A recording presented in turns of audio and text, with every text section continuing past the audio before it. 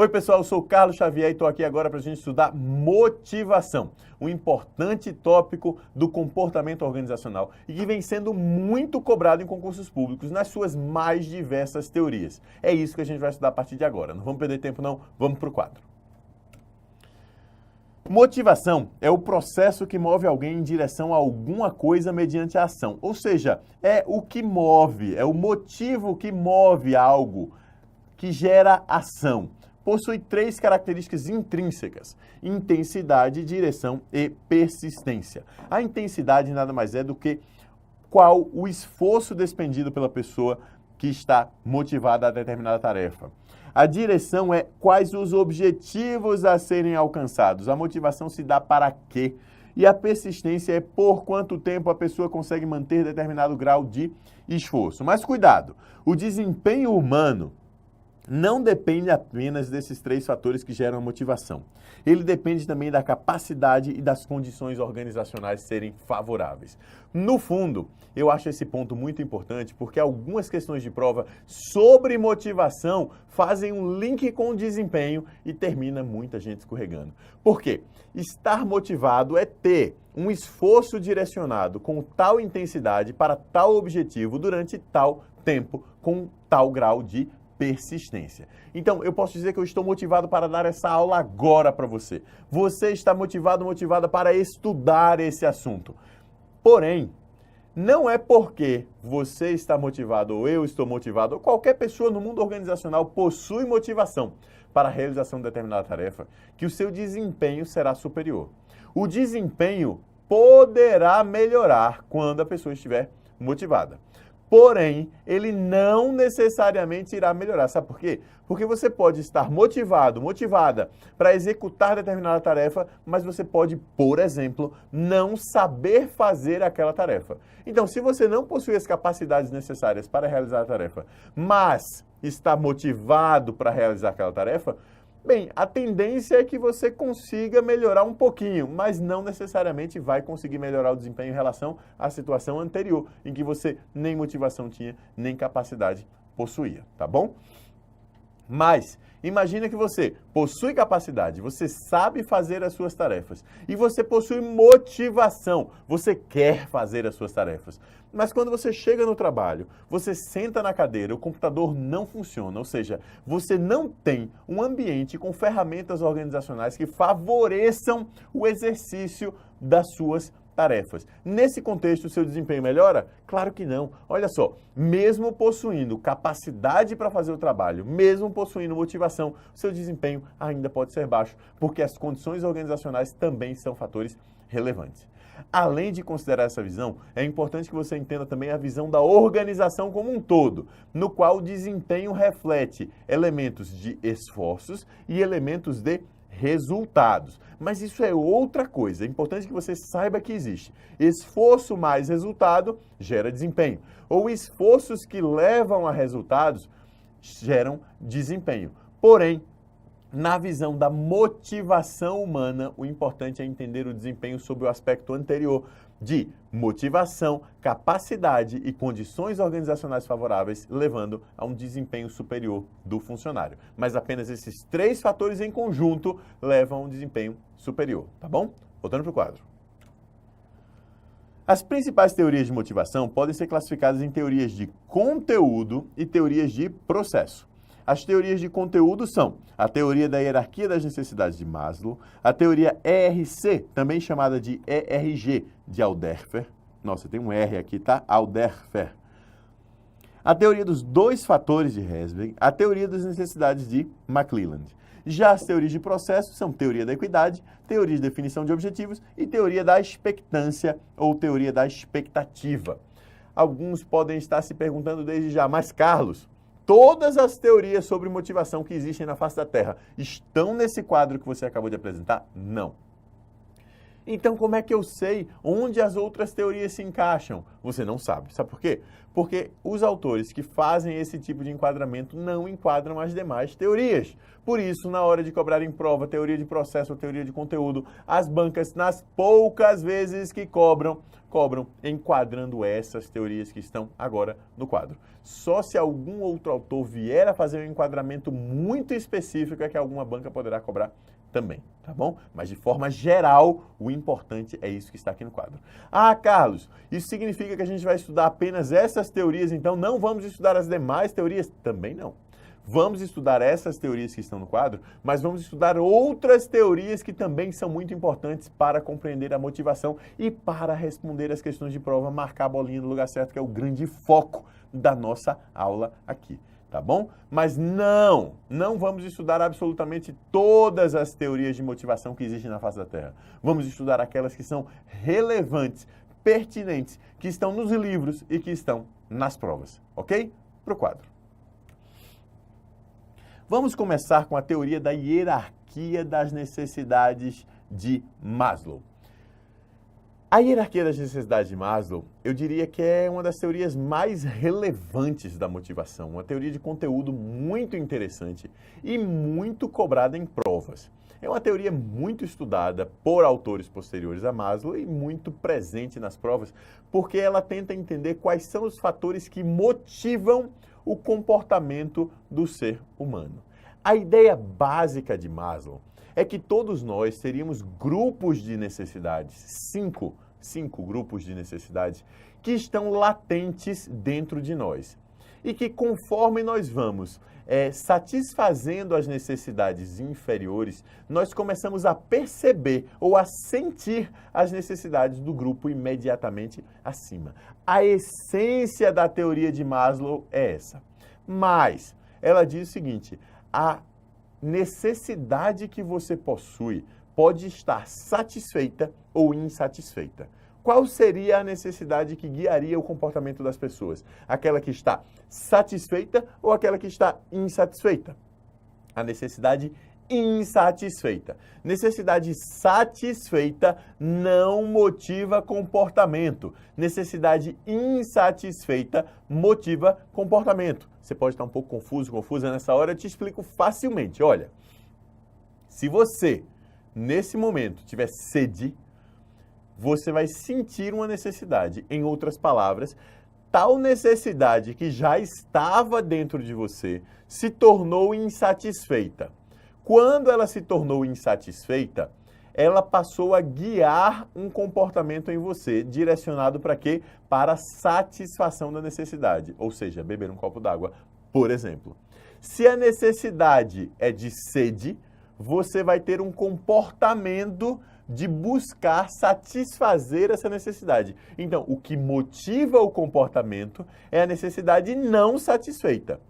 Se você não tem sede, você não vai se comportar na busca de um copo d'água para suprir uma necessidade. Por quê? Porque você não tem sede. Você pode ter outras necessidades que você vai buscar supri-las na ordem proposta por Maslow.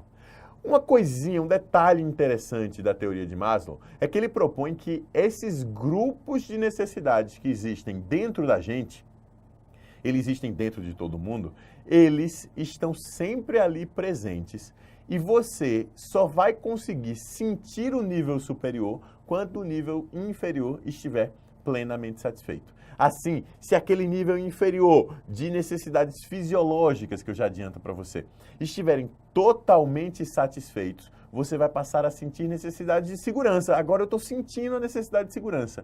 Aí você já satisfez suas necessidades de segurança, você vai começar a sentir necessidades sociais. E assim sucessivamente, até chegar no nível mais elevado das necessidades de Maslow. O que você pode se perguntar também é, se em algum momento eu estou buscando necessidades mais elevadas e eu passo a sentir uma necessidade insatisfeita no nível inferior, o que é que acontece? Eu continuo buscando satisfazer várias necessidades ao mesmo tempo ou eu volto para as necessidades inferiores? Você volta para as inferiores. É o mesmo que dizer que você está no trabalho trabalhando, você chegou às 7 horas da manhã, 8 horas da manhã, 9 horas da manhã, 10 horas da manhã, você continua trabalhando, 11 horas da manhã, meio-dia, você continua trabalhando, meio-dia e meia, 1 hora da tarde, aí a fome passa a bater mais forte. Você sai do trabalho, vai comer e volta. Olha aqui, lá no trabalho você poderia estar buscando autorrealização, um nível super elevado de necessidades de Maslow. No momento em que a fome bate, necessidade fisiológica lá na base, você para tudo que você está fazendo e passa a guiar seu comportamento no sentido de satisfazer aquela necessidade básica. As necessidades superiores continuam existindo? Continuam existindo, mas você não sente mais. E elas não passam, elas não guiam mais o seu comportamento. Elas existem apenas enquanto grupo de necessidades, mas elas não são mais sentidas e não guiam o seu comportamento. O seu comportamento será guiado pelas necessidades mais baixas que estiverem insatisfeitas dentro de você, tá bom? Tem vários outros detalhezinhos sobre os grupos de necessidades de Maslow e também sobre o funcionamento da teoria que a gente vai ver no quadro a partir de agora. Vamos para o quadro. Os grupos de necessidades segundo Maslow, da mais básica para a mais elevada, ou seja, em ordem inversa, são necessidades fisiológicas, que são aquelas mais básicas do ser humano, incluindo necessidades de alimentação, necessidade de ir no banheiro, por exemplo, de beber água e por aí vai. Necessidades de segurança, que incluem a segurança e a proteção. Necessidades sociais, também chamadas de afetivos sociais, que são aquelas relativas à sociabilidade do ser humano, à interação das pessoas com outras pessoas. As necessidades de estima, também chamadas necessidades de autoestima, que se referem a fatores de estima internos e externos às pessoas, ou seja, a gente já anota aqui, ó, que tem uma divisão de fatores de estima, que são internos, a pessoa se sentir estimada, se sentir bem consigo própria, e a pessoa ter fatores de estima externos, se sentir estimada pelos outros. E os fatores de autorrealização, que é o ímpeto de tornar-se tudo aquilo que se deseja ser, formando a famosa pirâmide de Maslow, que está apresentada aqui agora. Olha só. Necessidades mais básicas, começando da fisiológica para a de autorrealização. Necessidades fisiológica, primeiro grupo, segurança, segundo grupo, afetivo social, terceiro grupo, autoestima ou estima, quarto grupo e autorrealização, quinto grupo. Alguns exemplos de elementos que estão dentro de cada uma dessas necessidades. Necessidades fisiológicas incluem aspectos como alimentação, moradia, conforto físico, descanso, lazer e etc. Necessidades de segurança incluem aspectos como amparo legal, orientação precisa, segurança no trabalho, estabilidade e remuneração. Afetivos sociais incluem bom clima, respeito, aceitação, interação com colegas, superiores e clientes, etc. Autoestima, ser gostado, reconhecimento, promoções, responsabilidades por resultados. E autorrealização, desafios mais complexos, trabalho criativo, autonomia, participação nas decisões. Eu queria chamar a atenção para uma das necessidades de estima que confunde muita gente na hora da prova, que é a responsabilidade por resultados. Simplesmente memorize. Responsabilidade por resultados é necessidade de estima, porque muita gente vai achar que é de autorrealização. E não é. Responsabilidade por resultados, estima, e não autorrealização, tá bom? Sabendo disso tudo, como é que funciona a gerência de pessoas, a busca da motivação dos funcionários com base na teoria de Maslow?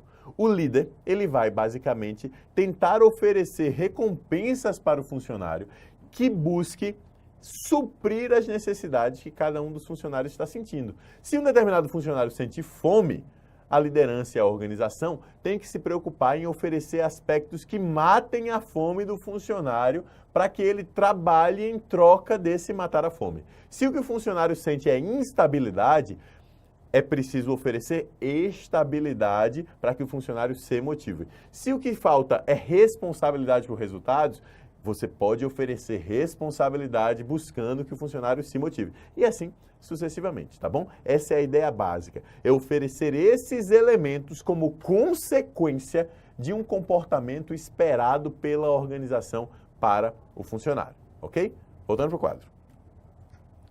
Os grupos de necessidades podem ser divididos em dois: necessidade de nível inferior e necessidade de nível superior. Necessidades de nível inferior são aquelas que unem as necessidades fisiológicas e necessidades de segurança, que seriam satisfeitas basicamente por estímulos externos ao indivíduo. Memoriza isso aqui de vez em quando cai em prova. E as necessidades de nível superior incluem as necessidades sociais, de autoestima e de autorrealização, que seriam satisfeitas sobretudo por elementos internos ao indivíduo, tá bom? Os principais aspectos da teoria de Maslow, além do que a gente já viu, incluem: existem necessidades mais básicas do que outras, formando uma pirâmide. Em outras palavras, a pirâmide representa uma verdadeira hierarquia entre as necessidades, que só são sentidas da base para o topo, conforme as necessidades do grupo abaixo forem totalmente satisfeitas para aquele indivíduo específico. Agora, cuidado! Eu bebo muita água. Às vezes você nem bebe tanta água assim. Então, a minha necessidade de satisfazer a sede é muito alta. A sua talvez não seja tão alta. Todo mundo tem sede. As necessidades fisiológicas básicas do ser biológico humano existem para todo mundo, só que em determinado grau, maior ou menor para cada pessoa. Você não pode entender que as necessidades existem em graus idênticos para todas as pessoas. Cada pessoa sentirá essas necessidades em graus distintos, tá bom? Mas sempre, na visão de Maslow, respeitando uma hierarquia rígida. Primeiro você vai sentir necessidades fisiológicas. Uma vez que você já não sente mais necessidades fisiológicas, porque todas elas estão satisfeitas, você vai sentir necessidades de segurança. Uma vez que você não sente mais porque satisfez todas elas, você vai sentir necessidades sociais. A partir disso, quando elas estiverem totalmente satisfeitas, você sentirá necessidade de estima. E na sequência, quando todas as necessidades de estima estiverem satisfeitas, você sentirá necessidade de autorrealização.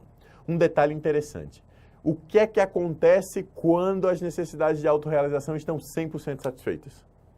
Na verdade, eu respondo, não existe essa possibilidade. As necessidades de autorrealização, elas são crescentes. É o ímpeto de se tornar tudo aquilo que você quer ser. Aquilo continua crescendo, sempre crescendo.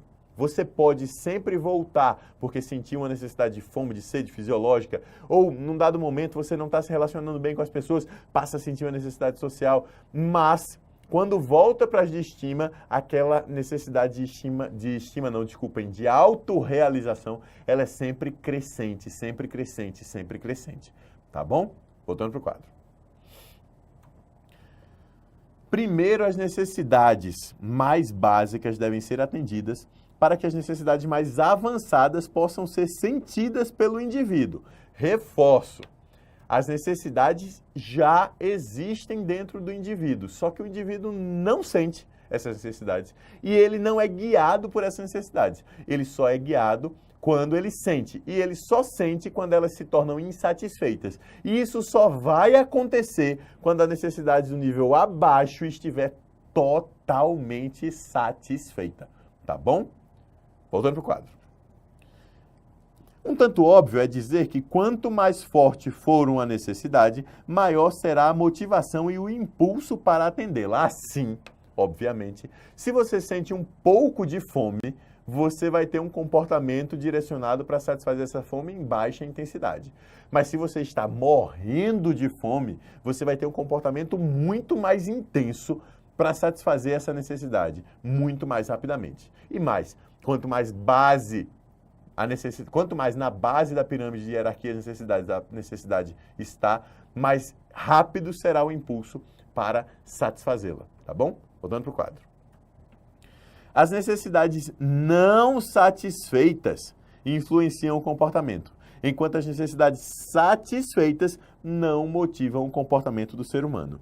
E as necessidades requerem um processo motivacional mais rápido à medida que se desce na hierarquia em direção às necessidades mais básicas, como eu já expliquei para vocês. Teoria ERC de Alderfer, também chamada teoria ERG. Por que ERC ou ERG? Por conta do resumo do que a teoria representa.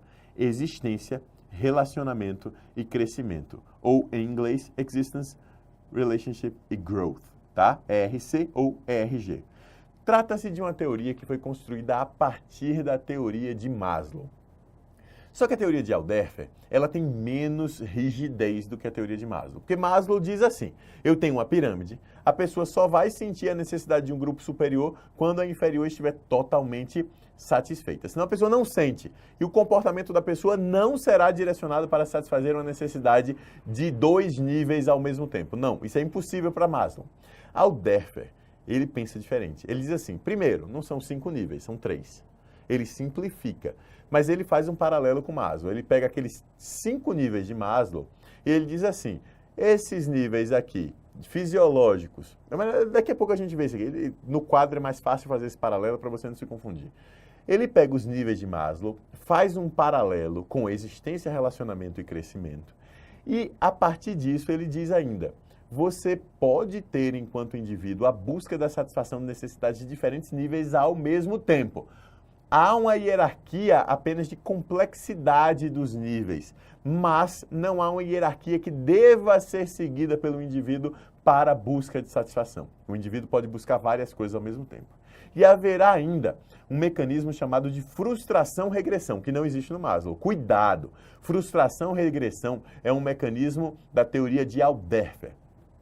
Aquela ideia de Maslow, de que você sente fome e você para de buscar a necessidade superior para satisfazer a fome, não é frustração, regressão, porque você não frustrou a necessidade superior, apenas nasceu uma necessidade inferior e você buscou satisfazê-la. Na teoria de Alderfer, não. Se você tem existência na base, relacionamento no meio e crescimento no topo, você está buscando satisfazer as necessidades em diferentes níveis. Num determinado nível, vamos pensar, crescimento, nível mais alto. Você frustrou seus comportamentos. Você buscava satisfação de determinada necessidade de crescimento e teve isso frustrado. Não vai mais conseguir. A consequência, segundo Alderfer, é que você vai sobrecarregar uma necessidade de nível inferior e, por isso, você vai regredir. Em outras palavras, um comportamento prático disso, você vai ver algumas pessoas que não conseguem satisfazer bem a sua necessidade de crescimento e por conta disso passam a ter uma necessidade muito intensa de relacionamento. Passam a querer ser amigo de todo mundo, conversar com todo mundo, se dar bem com todo mundo o tempo todo, sem nenhum constrangimento de parar a hora nenhuma. Olha, isso é frustração, regressão. Ou aquela cena típica de filme de Hollywood em que a mocinha, normalmente esse é o roteiro padrão, né? A mocinha está apaixonada pelo sujeito e se vê frustrada nesse amor por algum motivo. Ela está ali buscando relacionamento. Quando ela se vê frustrada nessa busca, o que é que acontece? A cena seguinte é a moça sozinha em casa, com um pote de sorvete ou com um balde de pipoca, comendo e assistindo TV. Olha só, frustração de uma necessidade de relacionamento sendo compensada numa necessidade de existência, a própria alimentação, por assim dizer, tá bom? Vamos em frente para o quadro ver mais detalhes sobre essa teoria de Alderfer, que é super interessante e mais prática do que a teoria de Maslow. Vamos lá. Teoria ERC de Alderfer, como eu já falei para vocês, é construída a partir da teoria de Maslow. Para ela, existem 3 grupos de necessidade: existência, relacionamento e crescimento, que se relacionam basicamente com as necessidades de Maslow. Deixa eu colocar aqui na ordem. Crescimento, relacionamento e existência, a ordem inversa, né? Para a gente poder relacionar com a pirâmide de Maslow. Opa!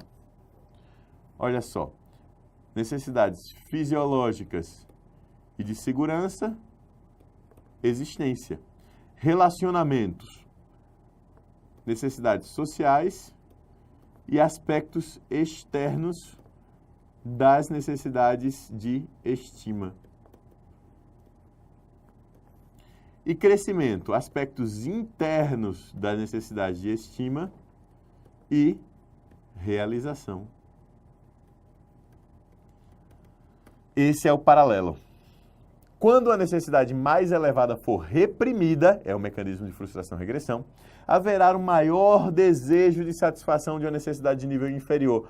E esse é o mecanismo, como eu já falei para vocês, de frustração-regressão. Já expliquei bem isso aí. Que necessidades são essas? Já falei um monte, né? Existência, relacionamento e crescimento. Necessidades de existência incluem as necessidades de bem-estar físico, existir, preservar a espécie, sobreviver. Incluem as necessidades básicas de Maslow, ou seja, fisiológicas e segurança. Necessidades de relacionamento são as necessidades de relacionamentos interpessoais de qualidade, ou seja, de sociabilidade e relacionamento social. Podem ser associadas às necessidades sociais e aos componentes externos das necessidades de estima de Maslow. Necessidades de crescimento são aquelas que o ser humano tem de desenvolver seu potencial e de crescer. Se relacionam com as necessidades de realização de Maslow e com os componentes internos das necessidades de estima. Simples assim, é aquilo que eu falei para vocês no slide anterior. Teoria X e Y de Douglas McGregor.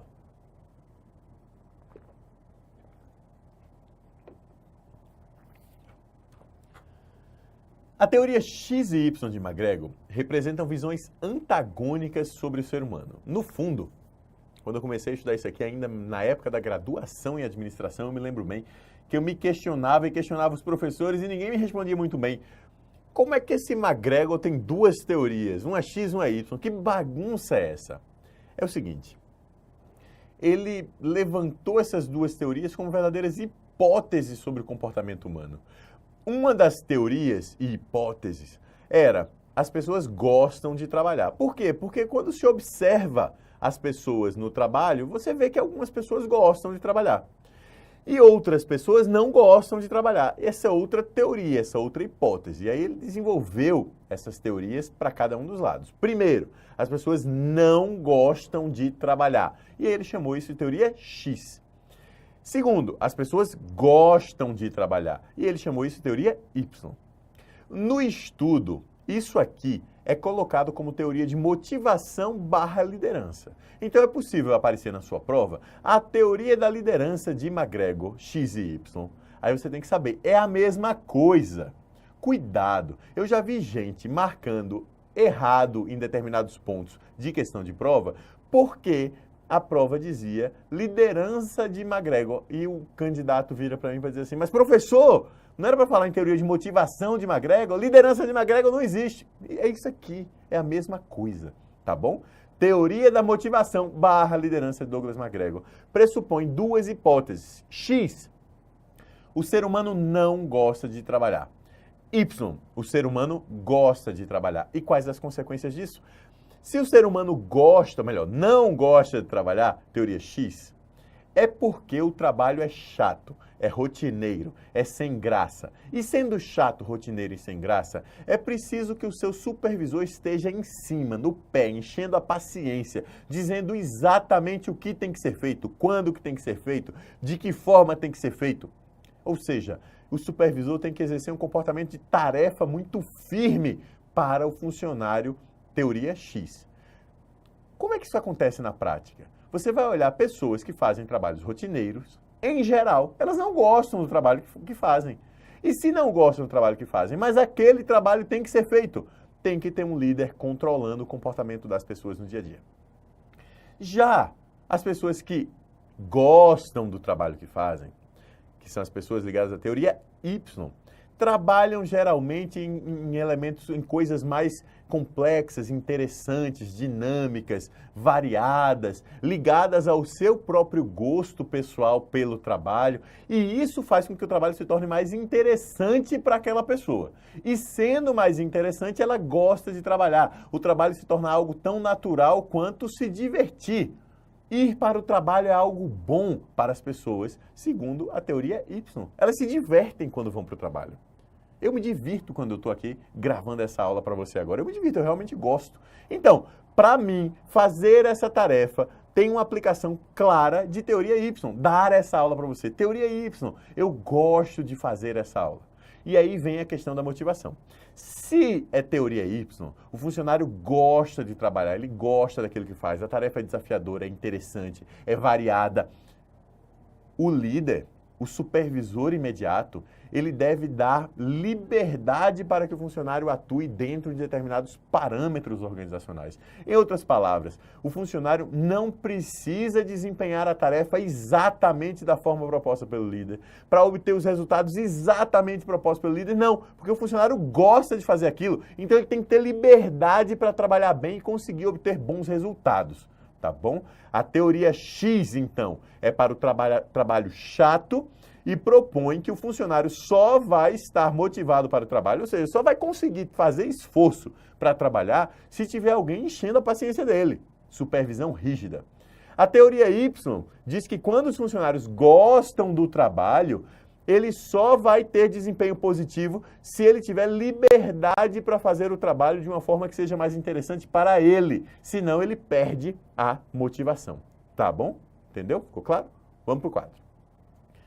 Para a teoria X, os funcionários não gostam de trabalhar e devem ter uma supervisão muito próxima para orientá-los, acompanhá-los ou até coagi-los no sentido de executar o trabalho, pois não sentem uma motivação natural para o trabalho. Para a teoria Y, os funcionários acham o trabalho algo tão natural quanto descansar ou se divertir. Sob essa visão, uma pessoa mediana pode aprender a aceitar responsabilidades ou até buscar responsabilidades. A supervisão dos funcionários, conforme visto pela teoria Y, poderia ser mais branda, já que eles sentiriam uma motivação natural para o trabalho. Teoria dos dois fatores de Herzberg. Olha, essa teoria cai muito em prova, assim como as anteriores que a gente viu até agora, cai em prova. Mas a dos dois fatores gera confusão na cabeça de tanta gente que eu peço, reforça a atenção nesse momento para essa teoria e mais. Eu peço que quando você for estudar novamente, for revisar esse conteúdo, revisa com cuidado a teoria dos dois fatores de Herzberg. Muita gente se confunde. Essa teoria, ela é interessante porque ela é diferente. Ela primeiro propõe a separação de satisfação e insatisfação. A princípio você pode pensar, satisfação é o oposto de insatisfação, não é, Carlos? Não, não é. O que a teoria diz é exatamente o oposto. É que satisfação é uma coisa, passa um muro no meio do caminho e diz, insatisfação é outra coisa. São duas coisas separadas e não são opostas entre si. A satisfação é oposta da não satisfação. E a insatisfação é oposta da não insatisfação. Assim, você pode estar satisfeito com alguma coisa, você pode estar insatisfeito, insatisfeita com alguma coisa, mas você pode estar não insatisfeito ou não satisfeito com alguma coisa. Parece confuso? Não é. No fundo, separa em duas caixinhas. Satisfação é uma coisa, insatisfação é outra. E aí, esses dois fatores, né, esses dois elementos, vou nem chamar de fatores, estão ligados a dois fatores. Fatores motivacionais e fatores higiênicos. Os fatores higiênicos, profiláticos, ambientais, são nomes distintos para os mesmos fatores, tá, pessoal? Profilaxia, né? Fatores que geram profilaxia, fatores ambientais, fatores que geram a higiene. Esses são fatores que trazem o indivíduo da situação de insatisfação para não insatisfação. Olha só, eu estou insatisfeito com o meu ambiente de trabalho, Carlos. Por quê? Ah, porque o computador vive quebrado. Olha, entende? O computador vive quebrado e isso deixa a pessoa insatisfeita com o trabalho. É uma situação possível, é uma situação real, eu diria até que é uma situação frequente. No mundo dos professores de ensino médio, é muito comum se escutar, eu adoro dar aulas, mas estou muito insatisfeito com o trabalho. Por quê? Você pode perguntar. Ah, porque o aluno não respeita o professor, porque o professor não tem liberdade para dar nota, porque não tem projetor na sala, porque o giz dá alergia, não tem quadro preto na sala, porque não tem um ar-condicionado na sala, porque, enfim, N fatores. Olha que tudo que eu falei aqui do professor, não tem projetor, o salário é ruim, o quadro não é quadro negro, não é quadro branco, é aquele quadro negro com giz que dá alergia, o aluno não respeita. Todos esses elementos aqui não estão ligados ao gostar de dar aula. A tarefa em si, dar aula. O sujeito gosta da aula, mas esses fatores não têm nada a ver. Esses fatores são todos do ambiente de trabalho. O salário que é baixo, a cadeira que está quebrada, o ar-condicionado que não funciona, o aluno que não respeita. Tudo isso é do ambiente de trabalho. Se o ambiente de trabalho está ruim, você pode adorar ser professor, mas você vai se sentir insatisfeito, insatisfeita. Essa é a situação que a gente vê muito com professores de ensino médio, especialmente da rede pública. É mais comum na rede pública, mas também tem muito no setor privado. Tem demais também. O que é que isso significa? Que os fatores do ambiente de trabalho, se não estiverem presentes no grau desejado pelo indivíduo, vão gerar insatisfação. Agora, vamos pensar numa outra situação? O salário é bom, os alunos tratam bem, o quadro é bom, enfim, todo o ambiente é positivo, mas o sujeito odeia dar aulas. Você vai dizer que ele vai estar satisfeito nessa situação? Veja, são duas coisas separadas. Se o sujeito tem tudo isso, ele vai para não insatisfação. Mas para ficar satisfeito com o trabalho de professor, é preciso não só possuir um ambiente de trabalho com todos esses fatores no nível tal que suplante as suas necessidades, mas também gostar da tarefa em si, que a tarefa seja interessante para a pessoa, desafiadora para a pessoa, que ela assuma as responsabilidades que deseja assumir, que ela seja uma tarefa diversa o suficiente que se torne interessante para aquele indivíduo. Enfim, dar aulas tem que ser gostoso para quem gosta, para que a pessoa, melhor dizendo, para que o professor se sinta satisfeito. Mas, mesmo que goste de dar aulas, se o ambiente for ruim, o professor jamais estará satisfeito com o trabalho, ele estará insatisfeito. Percebeu a separação? Fatores do ambiente de trabalho que fazem a limpeza, profilaxia, higiene, ou seja, tiram de uma situação ruim para uma situação ali intermediária, nem boa nem ruim. E fatores do próprio trabalho que geram motivação, apenas na condição do ambiente de trabalho ser bom o suficiente. E é interessante entender a separação dos fatores ambientais e dos fatores motivacionais para entender que a organização ela só precisa oferecer fatores ambientais na medida do necessário para que o indivíduo não se sinta insatisfeito. Qual é a diferença entre oferecer um salário de X mil reais e 20X mil reais? É que o ambiente de trabalho vai ficar melhor? Não vai. Se oferece um salário para o funcionário de 5 mil reais e esses 5 mil é suficiente para o funcionário, ele se sente bem o suficiente. Ah, não é 5, é 10, às vezes para uma pessoa é 20, às vezes para outra pessoa é 50, enfim. Mas um valor qualquer. A organização precisa oferecer um valor muito superior a esse para melhorar ainda mais a motivação do funcionário? Não. Por quê? Oferecer um valor superior a esse não irá gerar mais motivação do funcionário, porque esse é um fator do ambiente de trabalho e não um fator da tarefa em si. O fator da tarefa em si, desafios mais complexos, interessantes, mais responsabilidades, etc. Isso é que vai gerar mais motivação para o funcionário, desde que o ambiente de trabalho seja bom, a relação com os colegas seja boa, o salário seja bom, o computador funcione, haja respeito entre os colegas e etc. Entendeu? Separamos claramente aqui os dois fatores, higiênicos e motivacionais, que se relacionam respectivamente com insatisfação e com satisfação, que são duas coisas separadas. Vamos para o quadro ver os detalhes da teoria de Herzberg, então. Vamos lá. A teoria dos dois fatores de Herzberg, também conhecida como teoria da higiene e motivação, fala na existência de fatores higiênicos e fatores motivacionais.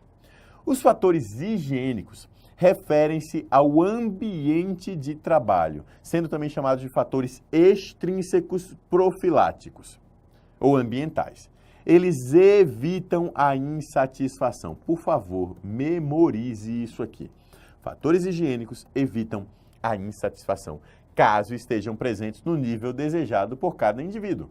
Incluem aspectos como qualidade da supervisão, remuneração, políticas da empresa, condições físicas de trabalho, relacionamento com colegas e segurança no emprego.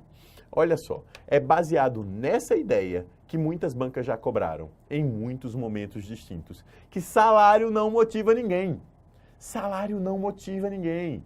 Imagina o seguinte, você vai trabalhar como limpador de, sei lá, você vai limpar esgoto público. Você vai limpar esgoto público. É um trabalho que alguém tem que desempenhar? É um trabalho digno?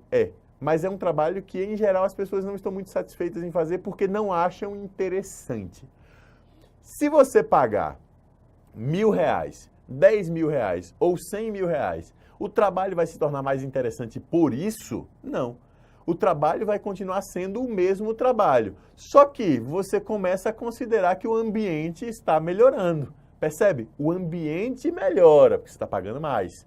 Mas o trabalho em si não se torna mais interessante por conta da remuneração. Não é por conta disso que você vai fazer o trabalho de forma feliz. Você faz o trabalho de forma feliz porque você acha interessante e não porque você é bem pago. Muito cuidado, porque eu já vi por aí, é um negócio meio até delicado, mas eu já vi por aí gente dizendo assim, mas salário motiva sim. Por exemplo, você pode estar motivado para o trabalho porque você busca uma promoção que vai te dar um salário melhor. Mas a teoria que explica isso não é a teoria dos 2 fatores de Herzberg. Não tem nada a ver. O que você está mirando aí é um objetivo.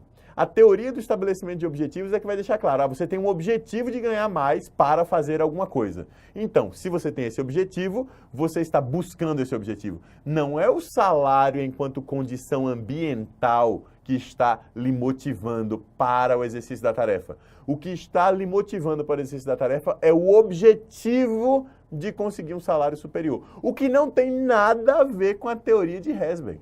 Imagina, no caso específico, você que está agora assistindo essa aula, você está estudando para concurso. Se você está estudando para concurso e ninguém está lhe pagando para você estudar para concurso, por sinal, você está pagando para estudar para concurso. Se você que está pagando, eu posso dizer ainda, o exercício dessa tarefa para você é um exercício custoso. Você não só não está recebendo para estudar, quanto está pagando. Você não tem salário lhe motivando nesse caso. Você pode ter o objetivo de ter um determinado salário no futuro como fator que está lhe motivando, mas é o objetivo, não é o salário que você está recebendo, porque o salário que você está recebendo é parte do ambiente. E hoje você não está, suponho eu, né? Você não está recebendo salário para estudar, tá bom? Voltando para o quadro. Fatores motivacionais são aqueles referentes ao próprio trabalho, sendo também chamados de fatores intrínsecos. Eles são responsáveis pela existência de satisfação dos funcionários, incluindo aspectos como chances de promoção, oportunidades de crescimento pessoal, reconhecimento, responsabilidades e realização.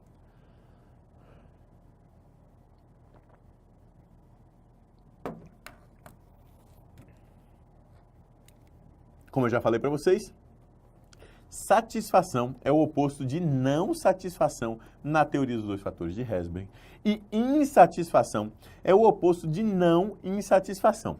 Quais são os fatores ligados a cada caso aqui? Satisfação e não insatisfação estão ligados aos fatores motivacionais. E insatisfação versus não insatisfação estão ligados aos fatores ambientais. Ambientais, profiláticos ou higiênicos. Enquanto os fatores higiênicos são a base, gerando a não insatisfação quando presentes.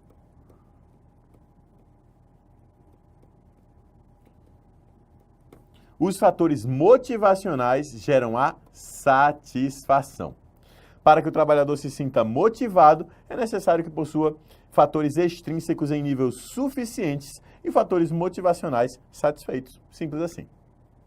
As principais críticas feitas à teoria dos 2 fatores, segundo Robbins, incluem O procedimento utilizado por Herzberg para criar essa teoria possui limitações metodológicas. Aqui apenas uma lista a ser memorizada. A confiabilidade da metodologia é questionável devido às interpretações que os pesquisadores tiveram que fazer para desenvolvê-la. Mais uma vez, Herzberg não utilizou uma medida geral para satisfação em seus estudos que levaram a desenvolver essa teoria. E a teoria pressupõe uma relação entre satisfação e produtividade que não foi utilizada pela pesquisa que serviu de base para a elaboração teórica. Apenas alguns problemas, algumas críticas observadas à teoria de Herzberg. Teoria das necessidades adquiridas de McClelland. Bem, a teoria das necessidades adquiridas de McClelland diz que o ser humano possui três necessidades diferentes, ou três grupos de necessidades, que são adquiridas e que variam ao longo da vida de acordo com a experiência, a vivência de cada um dos indivíduos. São necessidades de realização, poder e afiliação. Necessidade de realização, também conhecida como NASH, Need for Achievement. Necessidade de poder, NPO, Need for Power. E necessidade de afiliação é NAF, Need for Affiliation, do inglês, tá bom? Essas necessidades vão variar bastante ao longo da experiência, ao longo da vida das pessoas, gerando implicações para que tipo de trabalho essas pessoas se sentem melhor realizando e, portanto, que tipo de trabalho essas pessoas estarão mais motivadas para fazer. Vamos ver no quadro como é que isso se encaixa na realidade? Vamos lá. Necessidade de realização. Trata-se da busca de excelência, da realização em relação a determinados padrões e do ímpeto pelo sucesso, também conhecida pelo nome em inglês Need for Achievement, NASH. Necessidade de poder. Trata-se da necessidade de possuir poder para fazer com que os outros se comportem de um modo que não fariam naturalmente, também conhecida pelo nome em inglês Need for Power ou simplesmente NPO. E necessidade de afiliação. É a vontade de possuir relacionamentos interpessoais próximos e amigáveis, também conhecido em inglês Need for Affiliation, NAF. Alguém pode estar se perguntando aí, eu preciso memorizar o nome e as siglas em inglês? Sim. Vez ou outra, isso aqui cai em prova apenas pelo símbolo ou pelo nome em inglês, tá? As principais conclusões da teoria de McClelland incluem: as pessoas se sentem muito motivadas quando o trabalho tem muita responsabilidade, grau médio de riscos e muito feedback.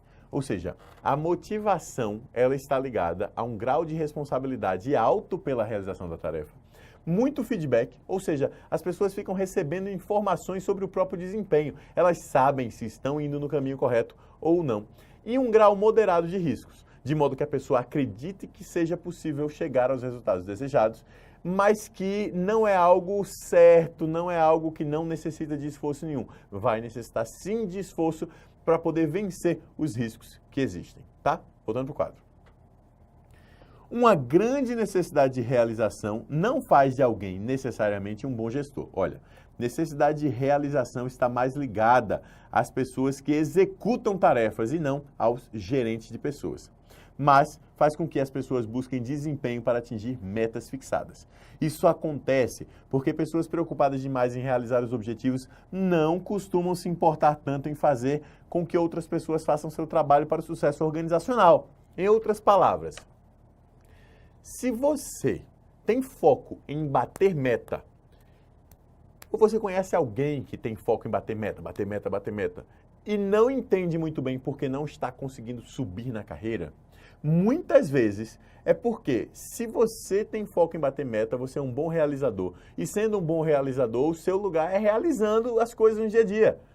As pessoas que crescem na carreira são aquelas pessoas que têm necessidades elevadas de influenciar o comportamento dos outros. Crescem, que eu digo não tecnicamente, crescem na trajetória de liderança, tá? Tecnicamente, você pode crescer ocupando tarefas de realização. Mas, se você quer crescer pela liderança, é preciso gostar de influenciar o comportamento dos outros. Se você é daquelas pessoas, eu não gosto muito de fazer os outros fazerem coisas distintas, fulano não vai fazer a coisa do meu jeito, é melhor deixar para lá. Então, você não tem um perfil de liderança hoje. Você pode até desenvolvê-lo, mas não possui hoje. O que a teoria das necessidades adquiridas de McClelland diz é que as pessoas que possuem elevadas necessidades de poder, que é a capacidade de influenciar o comportamento de outras pessoas, é que terminam crescendo na trajetória de exercício da liderança, tá bom? Voltando para o quadro.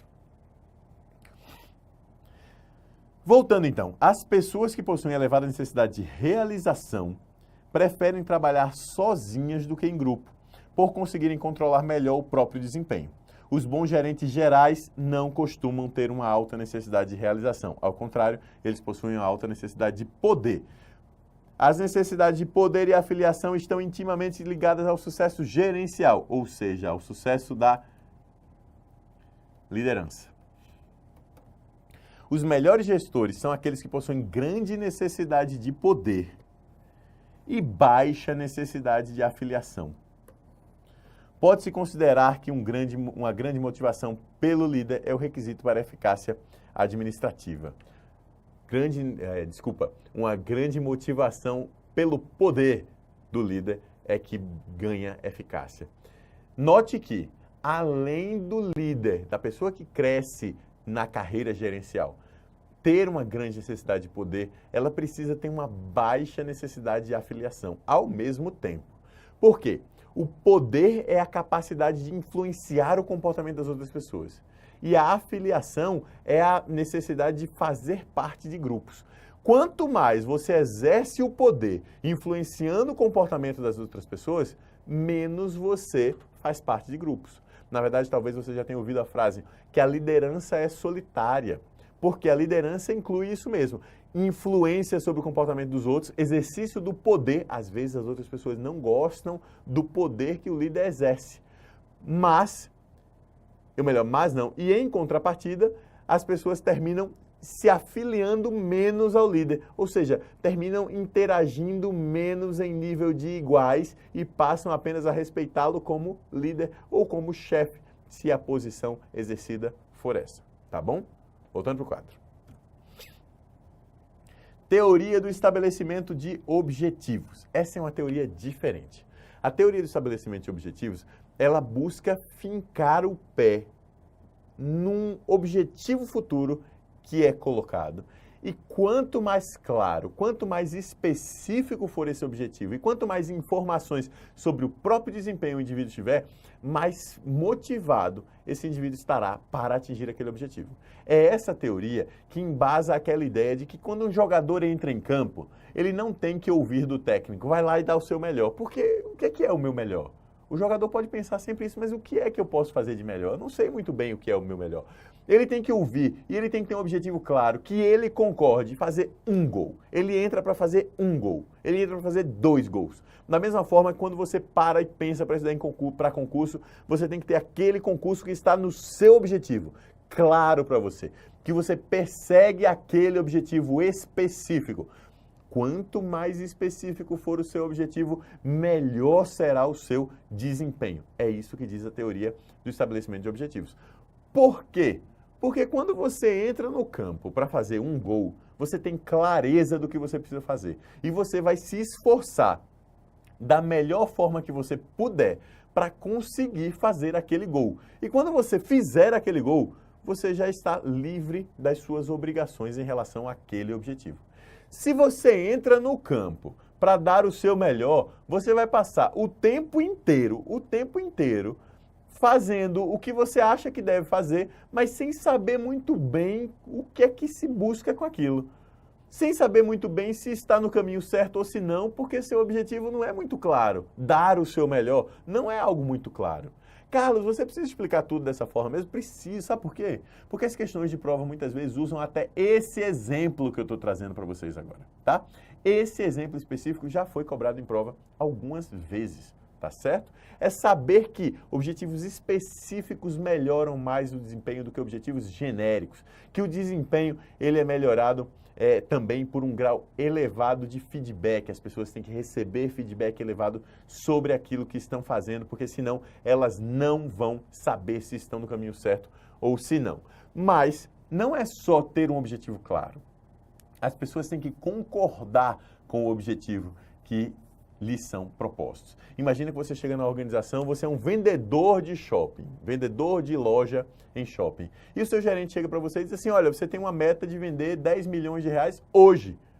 É o quê, chefe? Tá doido? É isso que você vai dizer. Tá maluco? Você enlouqueceu? Como é que eu vou vender 10 milhões de reais hoje?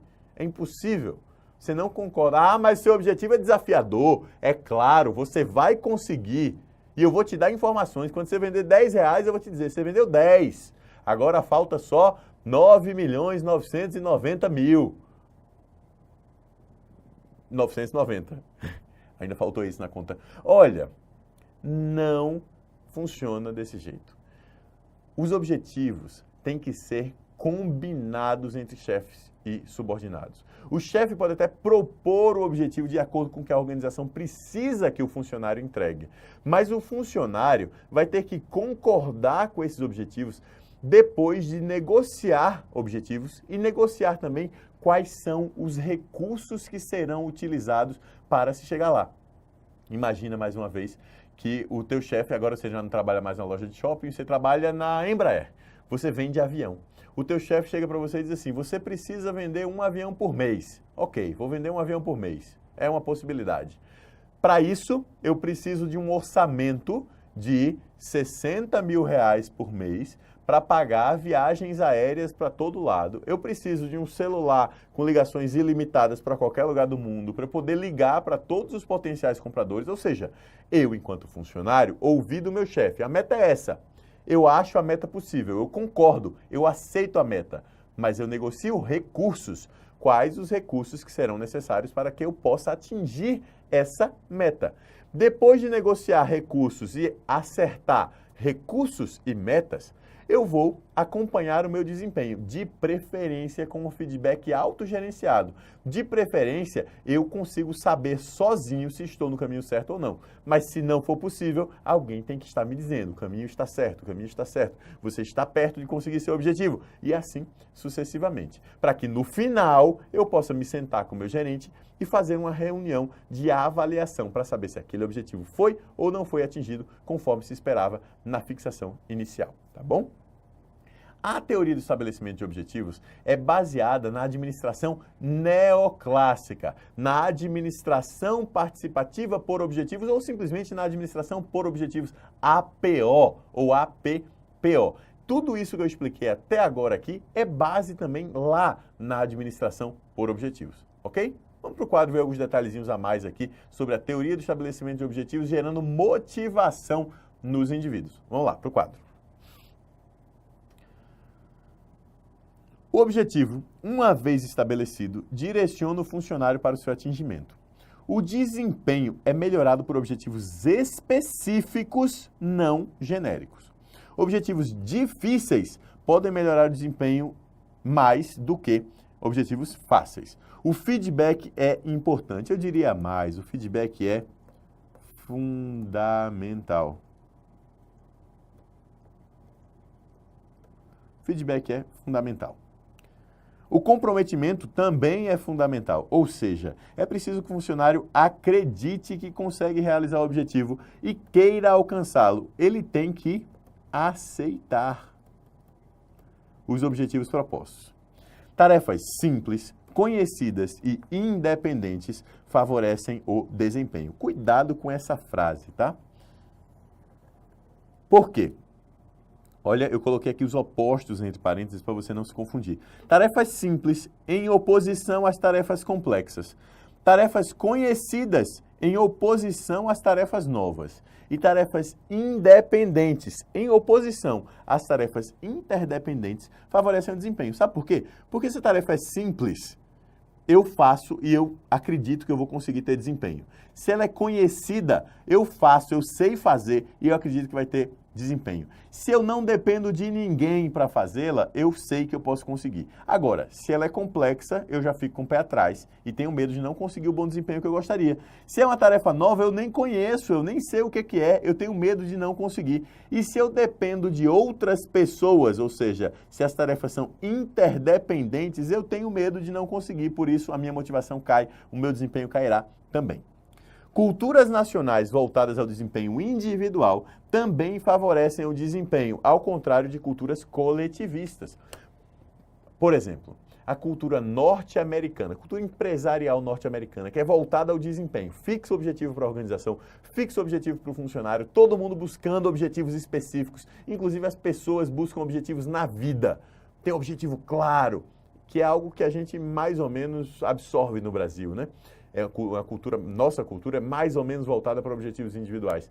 Isso favorece o desempenho numa visão de teoria de objetivos. Se você fixa objetivos para pessoas que vivenciam esses objetivos no dia a dia, isso tende a motivar mais o comportamento e gerar melhor desempenho. Porém, em culturas onde o desempenho individual em termos de objetivos não é tão valorizado, mas sim o comportamento coletivo, aí a teoria já não se encaixa muito bem, como por exemplo na cultura do Japão, onde o comportamento coletivo, na busca de objetivos globais, é que é valorizado.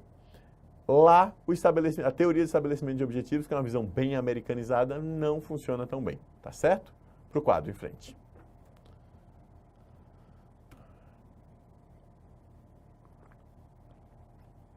Teoria da autoeficácia. A autoeficácia é a convicção do indivíduo de que ele será capaz de realizar uma tarefa determinada.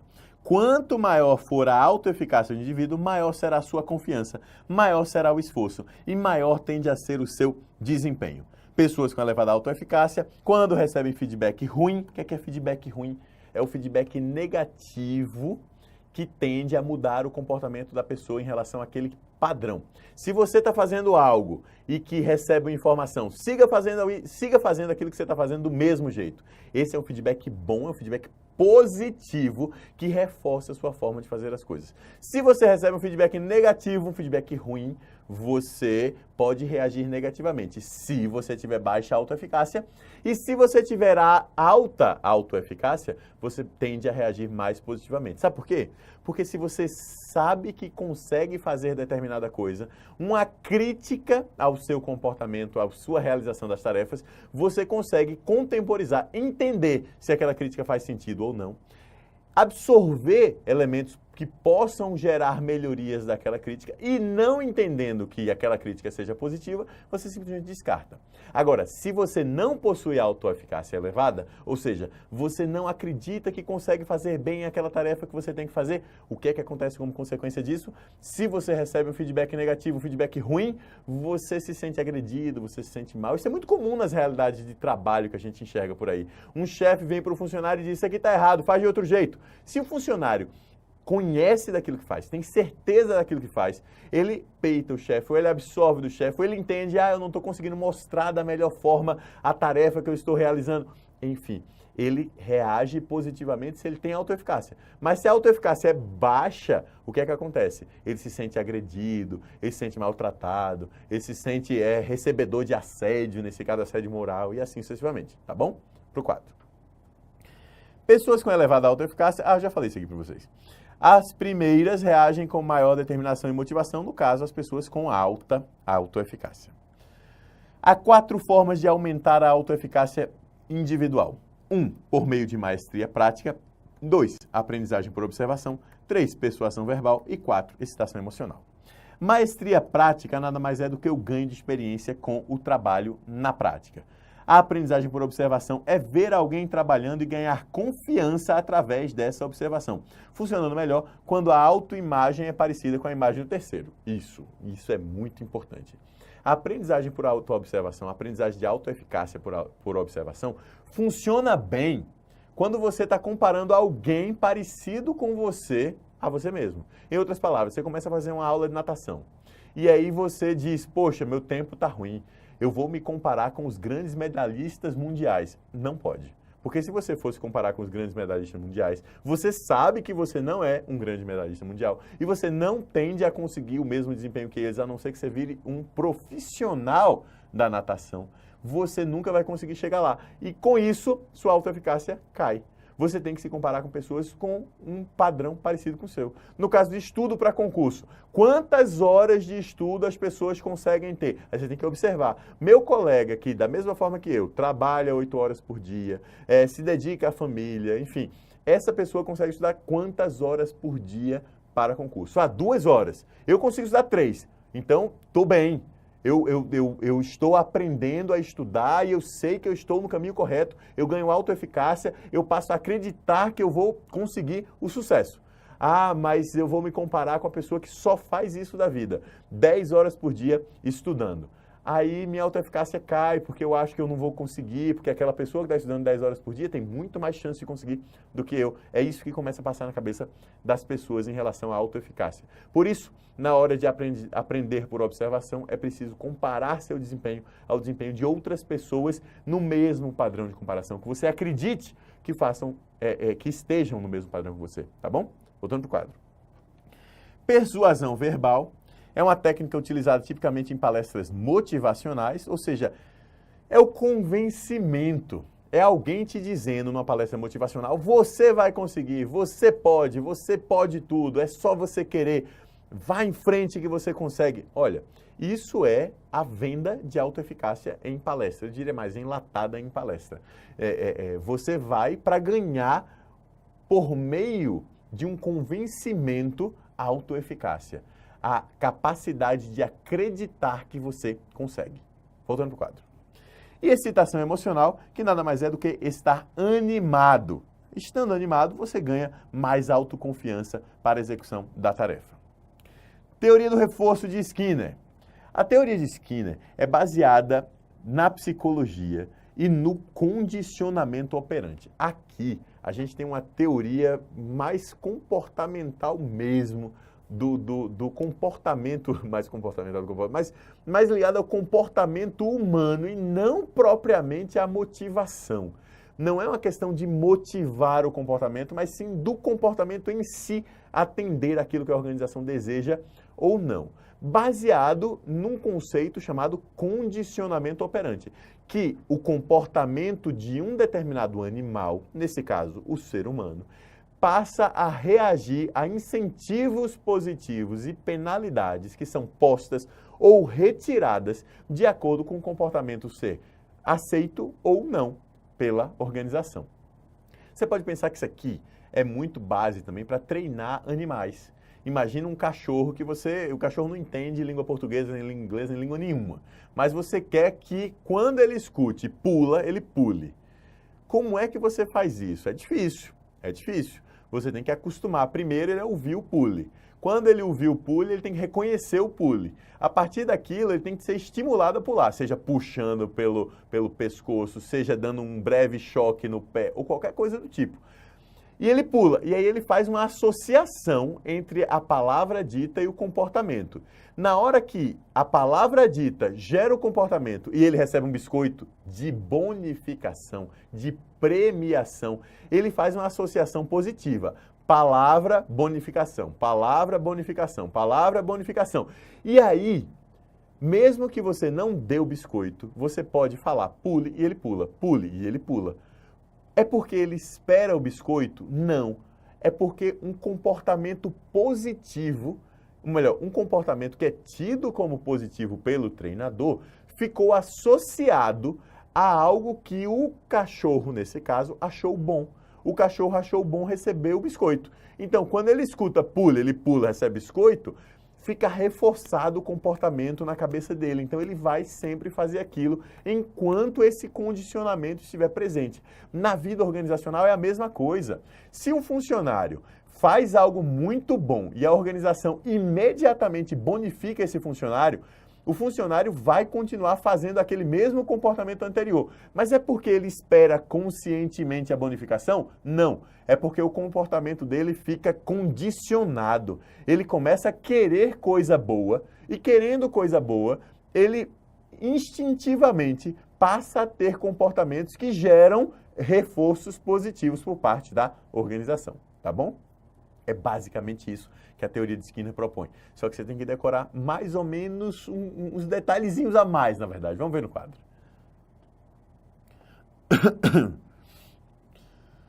Trata-se de um conceito ligado ao condicionamento operante, que eu já mencionei para vocês, relacionando os estímulos ambientais a um condicionamento de comportamento. Por isso, há quem diga que não se trata de uma teoria de motivação propriamente dita. Os reforços positivos são os que geram melhores resultados, mas existem outros. Olha aqui. Reforço positivo é a recompensa oferecida por um comportamento desejado. O reforço negativo é retirar a consequência negativa que havia após os funcionários apresentarem um comportamento desejado, ou seja, tinha algo ruim, o comportamento positivo se apresentou e aí você tira aquilo ruim que existia.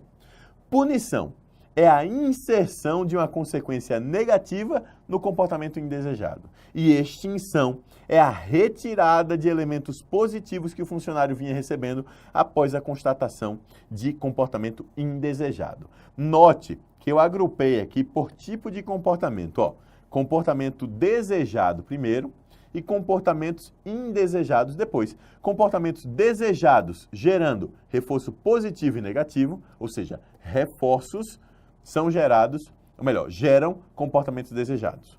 E punição e extinção ligados a comportamentos indesejados. Essa é a memorização que você tem que fazer para a teoria do reforço de Skinner. Teoria da equidade ou teoria da justiça. A teoria da equidade afirma que as pessoas percebem a situação de trabalho e buscam sempre um senso de justiça, avaliando os benefícios recebidos, que são chamados de resultados, em relação aos esforços realizados, que são chamados de investimentos. Muito cuidado com esse ponto, tá? Eu já vi questão de prova sobre isso e gente escorregando porque confundiu essa história de resultado e investimento, achando que estava falando de administração de investimento, administração financeira, contabilidade, AFO, qualquer coisa desse tipo. Não é. No caso da teoria da justiça, basicamente você tem resultados e investimentos do indivíduo. O indivíduo investe seu tempo, seu esforço na organização, na busca que a organização tenha sucesso e aí o indivíduo vai ter sucesso também. Como? Recebendo recompensas, resultados. O que a teoria da justiça organizacional propõe, ou teoria da justiça da motivação propõe, é que o indivíduo vai estar sempre comparando os resultados do seu investimento com o investimento que ele faz. Ou seja, eu estou sempre investindo, fazendo esforços e recebendo resultados. E eu estou sempre comparando. Só que eu comparo com o quê? Eu comparo comigo mesmo, mas comparo com outras pessoas também. Eu comparo com situações na própria organização e comparo com situações de fora também. Por isso, os padrões de comparação podem ser próprio interno, próprio externo. Eu na mesma organização em outro momento. Eu em outra organização, próprio interno e próprio externo. Outro interno e outro externo. Outra pessoa na mesma organização ou outra pessoa lá fora, em outra organização. São 4 os padrões de comparação. Mas o fato é, a minha situação atual, eu vou estar sempre comparando com minha situação antes na organização, com minha situação antes em outras organizações, com a situação de colegas na mesma organização e com a situação de colegas em outras organizações, tá? Essa é a essência. O que pode acontecer é que eu posso perceber uma situação de justiça quando houver um equilíbrio entre os esforços, ou seja, os investimentos que eu faço e as recompensas que eu recebo, com esforços e recompensas que outras pessoas recebem ou que eu mesmo recebia em uma outra situação. É uma situação de justiça. Eu penso assim, no passado eu trabalhava menos e ganhava menos. Hoje eu trabalho mais e ganho mais. É justo. Aí eu estou comparando agora uma situação de um colega com a minha. O colega trabalha menos e ganha menos. Eu trabalho mais e ganho mais. É justo. Tem uma justiça aí. Agora, se o colega trabalha menos e ganha mais do que eu, é injusto. Ou se eu antes trabalhava menos e ganhava mais, a situação atual é injusta. Mas pode acontecer injustiça no sentido oposto também, né? Injustiça por ser sobre-recompensado. Eu trabalho pouco e ganho muito, e eu olho para o meu colega e vejo que o meu colega trabalha muito e ganha pouco. Então, olha, eu tenho uma situação de justiça, mas eu também tenho uma situação de injustiça por ser sobre-recompensado, ou seja, eu ganho mais do que eu deveria, e isso é injusto. Ou injustiça por ser sub-recompensado, ou seja, eu ganho menos do que eu acho que deveria, e isso é injusto. Essas 3 situações são possíveis. Quando eu estou numa situação de justiça, a motivação do meu trabalho, ela é direcionada para continuar mantendo essa justiça. Ou seja, continuar trabalhando da mesma forma. Quando a situação apresentada é de injustiça, a motivação ela é totalmente direcionada para superar a situação de injustiça, de diferentes formas. Mas a motivação vai para a superação da injustiça. E é isso que você tem que entender. Vamos para o quadro que a gente vai ver detalhes. Olha aqui, como eu falei para vocês, as situações podem ser de injustiça por ser subrecompensado, equidade ou injustiça por ser sobre-recompensado. A percepção de injustiça pode levar a uma das seguintes consequências. Modificar os insumos. Eu estou comparando aqui, ó. Eu estou comparando investimentos com resultados.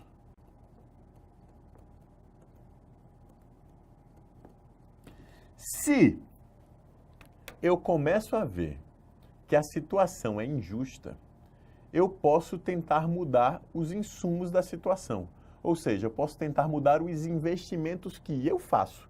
Eu posso fazer mais investimentos para poder tornar a situação mais justa, ou eu posso fazer menos investimentos para tentar fazer com que a situação se torne mais justa, seja por um lado ou seja por outro. E aí, buscando sempre o equilíbrio, tá bom? Voltando para o quadro. Eu posso modificar as recompensas, ou seja, em vez de mexer nos investimentos, eu posso mexer nos resultados. Como numa situação de vendedor de shopping, por exemplo, que está preocupado em bater a meta de vendas, mas também está preocupado em atender bem o cliente no pós-venda, em fazer as trocas e etc, etc, etc.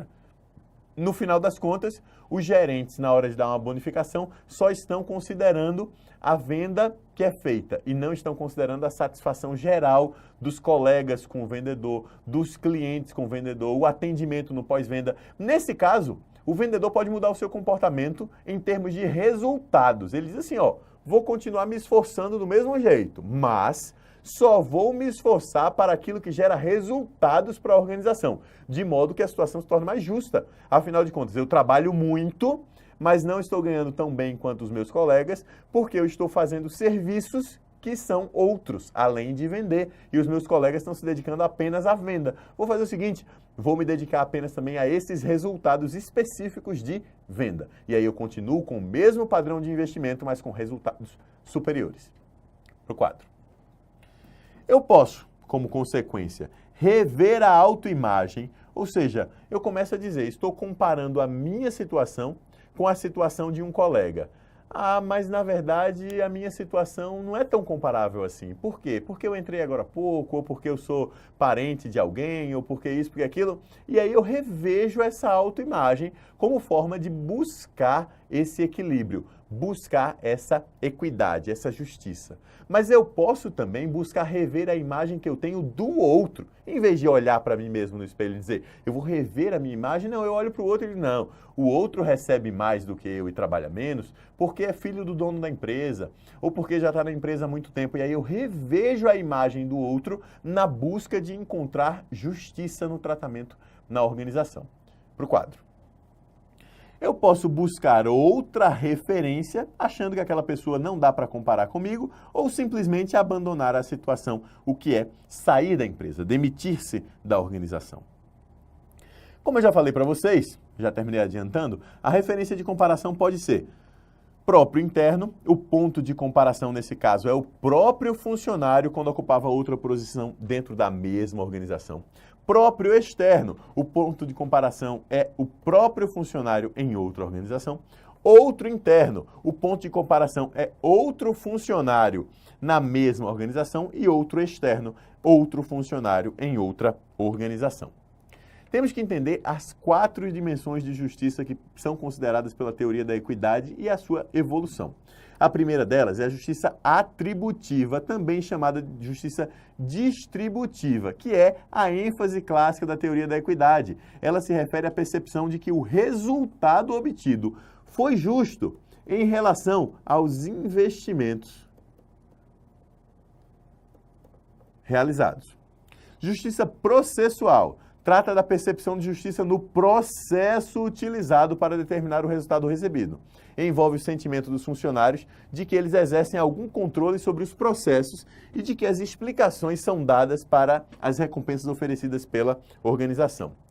Justiça interacional é a percepção do funcionário de que ele é tratado com dignidade e respeito, ou seja, as interações dos funcionários com os outros funcionários, seus chefes e com a organização, são positivas. Está ligada à justiça nas interações entre funcionários e gestores, já expliquei isso para vocês. E a justiça organizacional é o resultado das 3 dimensões da justiça tomadas em conjunto. Trata-se da percepção pelo funcionário de que o ambiente de trabalho como um todo é justo. A tendência é se olhar a equidade cada vez mais com foco na justiça organizacional, apesar da justiça distributiva ser a visão clássica da teoria da equidade. Teoria da expectativa ou teoria da expectância. Essa é uma teoria interessante. Essa é uma teoria que liga o comportamento humano desde o início o desempenho que o funcionário vai ter, sendo resultado daquilo que ele acredita que vem como consequência desse desempenho, da percepção da organização, do benefício que ele vai receber e do valor que ele dá a esse benefício que vai receber. Tem uma frase super longa que resume o que significa a teoria da expectância. Trago essa frase para vocês aqui no quadro. Olha aqui.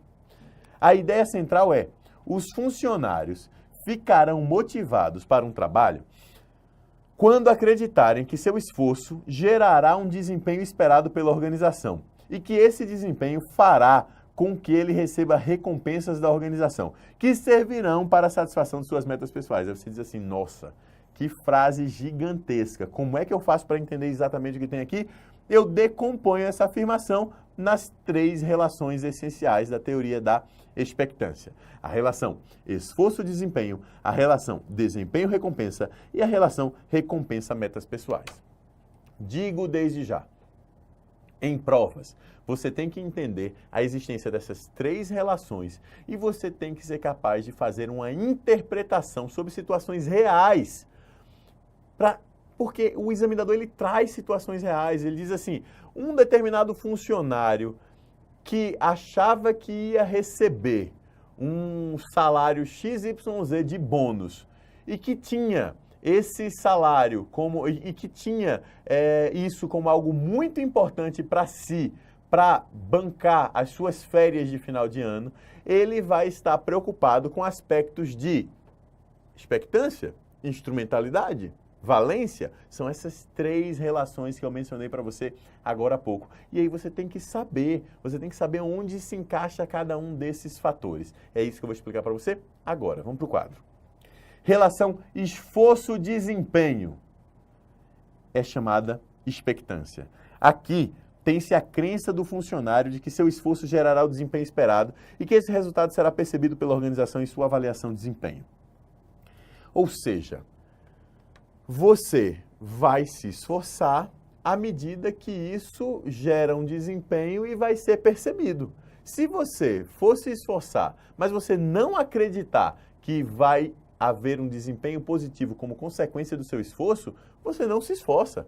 E mais, se você acredita que você se esforça, vai ter um desempenho positivo, mas ninguém vai notar, você também não se esforça. É isso que diz a teoria da expectância, tá? Você tem que ter primeiro expectância de que seu esforço gera um desempenho que vai ser percebido. A segunda relação é a de instrumentalidade. Vamos para o quadro. A instrumentalidade é a crença de que, ao atingir os objetivos fixados para si, o funcionário receberá recompensas, ou seja, é a relação entre o seu desempenho real e as recompensas que você receberá. Pode ser uma remuneração variável, um bônus, folgas e etc. E, por fim, a relação de valência, que é o quanto valem as recompensas que você recebe para você, na sua opinião, no seu dia a dia. Trata-se do grau em que as recompensas que o funcionário recebe da organização servem para que ele possa atingir suas próprias metas pessoais. Olha só.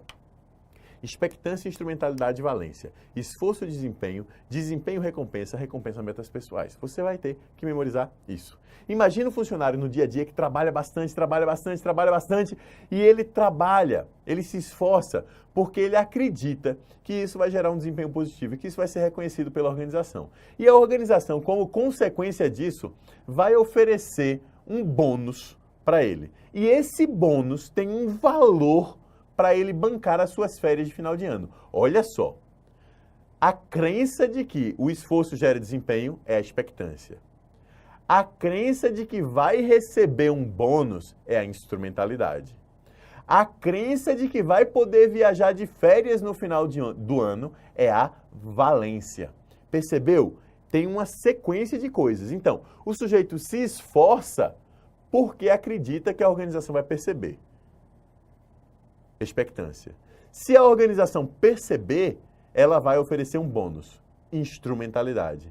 Se ela oferecer um bônus, vai ser um bônus que banca a viagem dos sonhos do funcionário.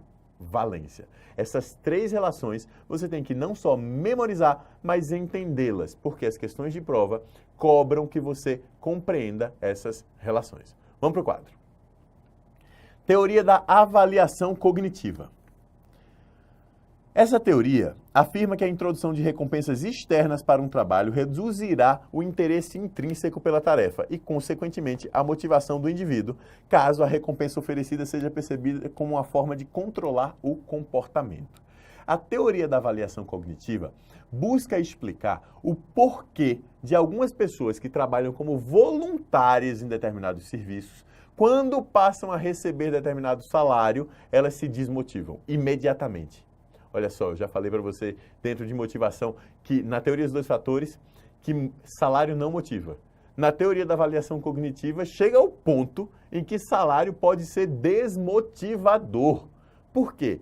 Porque a pessoa, se ela entender que o salário é colocado para controlá-la, afinal de contas, ela agora recebe um salário, então precisa cumprir determinadas regras. A pessoa fica desmotivada. Eu mesmo já estive em situação de estar dando aulas beneficentes e não sei o quê, e aí de repente, não, a gente vai te pagar um pouquinho aqui para você dar essa aula beneficente. Eu prefiro não. Eu prefiro não, porque na hora que alguém vai me pagar um pouquinho para eu dar essa aula beneficente, eu me sinto mal com isso. Eu me sinto controlado com isso. E eu preferia estar dando aquela aula simplesmente porque eu gosto da aula e porque eu estou favorecendo algumas pessoas. São duas coisas distintas, entendeu? A teoria da avaliação cognitiva explica claramente o porquê pessoas que fazem trabalhos voluntários, como eu falei para vocês, deixam de fazer trabalhos voluntários quando são contratadas para isso. É interessante, né? Voltando para o quadro. A base para isso é a chamada teoria da autodeterminação, que afirma que as pessoas, além de serem guiadas por necessidade de autonomia ou autodeterminação e, consequentemente, determinarem o próprio comportamento, também buscarão maneiras de adquirir competência e relacionamentos positivos com os outros. Um desenvolvimento mais atual dessa teoria é o da autoconcordância, que afirma que há coerência entre os valores essenciais, interesses individuais e os objetivos que a pessoa perseguirá. Em outras palavras, sua motivação será maior ao fazer um trabalho correlacionado com seus próprios valores pessoais, mesmo que as metas não sejam atingidas. E se recompensas externas forem incluídas, as pessoas se sentem cobradas por essas metas. Deixa de haver foco na autoconcordância e na autodeterminação. É isso aí, é hora de seguir estudando então. Vai para o PDF, estuda essas teorias todas por lá, vale muito a pena, tem muito detalhezinho que é importante você ler e depois vai praticar por meio das questões comentadas, tá bom? Qualquer coisa, estou por aqui. Um abraço então, tchau, tchau.